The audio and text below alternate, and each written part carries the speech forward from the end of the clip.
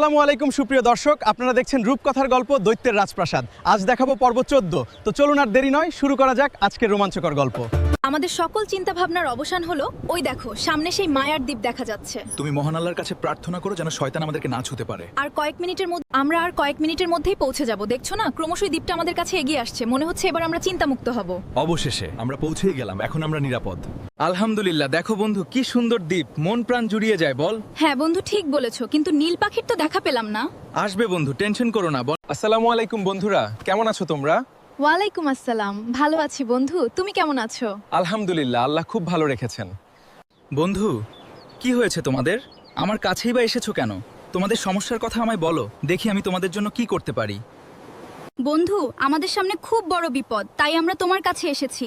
আল্লাহর দয়ায় তুমি আমাদের সাহায্য কর, তুমি পারো এই বিপদ থেকে আমাদেরকে রক্ষা করতে।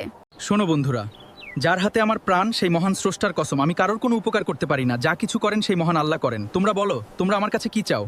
শোন বন্ধু, তোমার কাছে যে নীল হিরেটা রয়েছে ওটা নিতেই আমরা এখানে এসেছি। আমাদের খুব বড় বিপদ, তুমি যদি নীল হিরেটা না দাও তাহলে আমরা এই বিপদ থেকে মুক্তি পাবো না। সুপ্রিয় দর্শক, আজকের গল্পটি কেমন লাগলো অবশ্যই কমেন্ট বক্সে জানাতে ভুলবেন না, এবং এই গল্পের প্রত্যেকটি পার্ট নিয়মিত দেখার জন্য অবশ্যই চ্যানেলটিকে সাবস্ক্রাইব করে নোটিফিকেশন অন করে রাখুন।